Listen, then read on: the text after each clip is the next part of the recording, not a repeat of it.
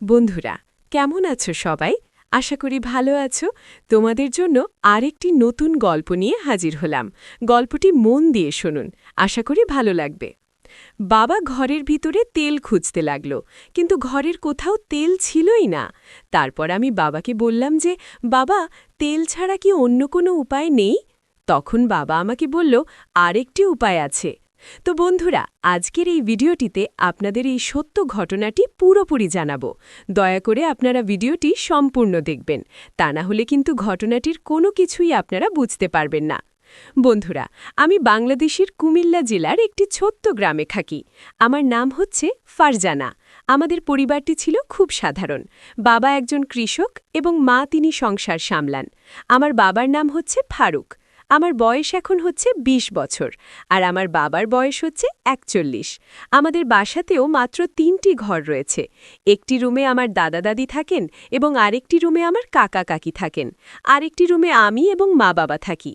পড়াশোনা, গল্প, আড্ডা কিংবা গ্রামের চারপাশে ঘুরে বেড়ানো সব কিছুতেই আমার সঙ্গী হচ্ছে আমার বাবা। আমি ছোট থেকে বাবার খুব কাছের, তাই তার সঙ্গে আমার একটা বিশেষ বন্ধন তৈরি হয়েছে। সেই কারণে যে কোনো সমস্যা হলে আমি প্রথমেই বাবার কাছে ছুটি। আর বাবা, তিনিও সবসময় চেষ্টা করে আমাকে সাহায্য করার জন্য। একদিন সারা দিনের ক্লান্তি নিয়েও বাবা মার সাথে গল্প করতে বসল। হঠাৎই আমার দিকে তাকিয়ে হাসল। তিনি কিছুক্ষণ নীরবে তাকিয়ে থেকে বলল, ফারজানা, তুই তো অনেক বড় হয়ে যাচ্ছিস।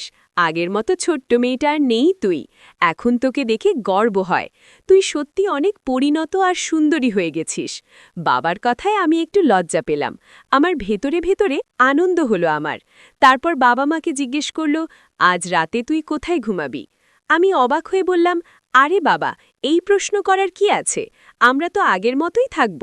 আমি আমার জায়গায় আর তোমরা তোমাদের জায়গায়।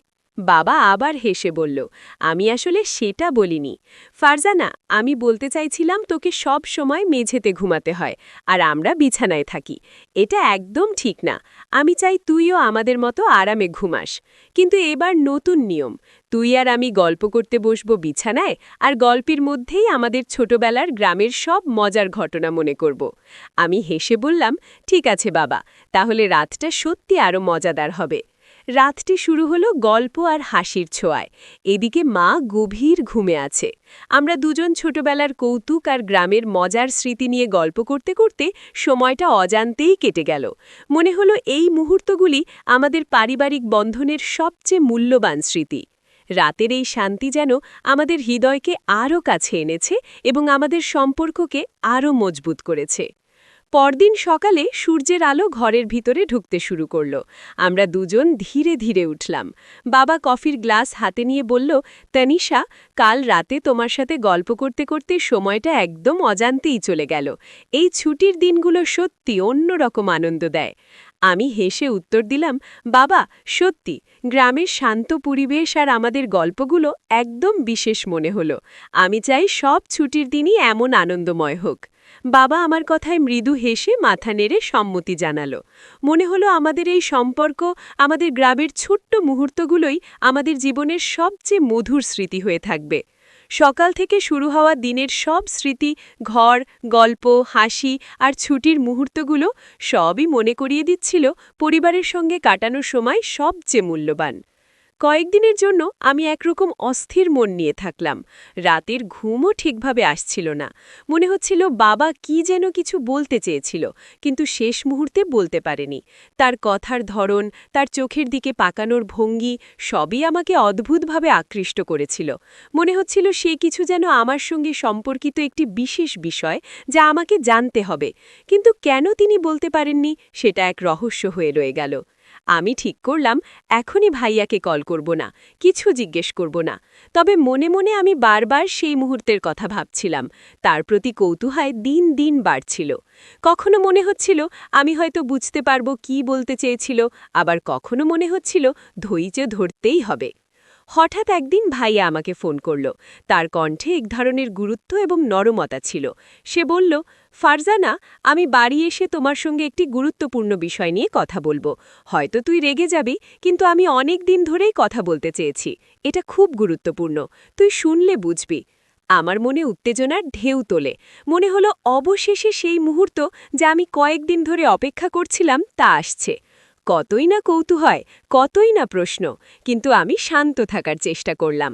কয়েকদিনের অপেক্ষার পর বাবার কাছ থেকে ছুটি নিয়ে বাড়ি এলো বাবা। আমি তাকে দেখে ভীষণ আনন্দ পেলাম। সঙ্গে সঙ্গে আমি বললাম, বাবা, বলো তো যেটা বলতে চাচ্ছ। বাবা আমার দিকে তাকিয়ে মৃদু হেসে বলল, না, এখনই বলবো না, রাতে বলবো, ততই ভালোভাবে শুনবে। এই কথাটা এত স্পেশাল যে রাতে শান্তি আর সময়ের সঙ্গে থাকা উচিত। তখন আমি বুঝতে পারলাম, ভাইয়া কেবল আমাকে কিছু জানাতে চায় না, সে চাইছে আমরা এই মুহূর্ত পুরো গুরুত্ব অনুভব করি। মনে হলো রাতের জন্য আমাদের কাছে আরও কিছু বিশেষ মুহূর্ত বাকি আছে, যা আমাদের ছুটির দিনটিকে আরও আনন্দময়, রহস্যময় এবং স্মরণীয় করে তুলবে। রাতের অপেক্ষায় আমি ধীরে ধীরে সেই মুহূর্তের কল্পনা করতে লাগলাম। বন্ধুরা, এই গল্পটি কিন্তু এখানেই শেষ নয়। এই গল্পটির দ্বিতীয় পর্ব অবশ্যই রয়েছে। যদি আপনারা দ্বিতীয় পর্বটা দেখতে চান, তাহলে অবশ্যই আমার এই চ্যানেলটি সাবস্ক্রাইব করে পাশে থাকায় নোটিফিকেশন অন করে রাখবেন। আর আগে থেকে যারা সাবস্ক্রাইব করে রেখেছেন তাদেরকে অসংখ্য ধন্যবাদ জানাচ্ছি।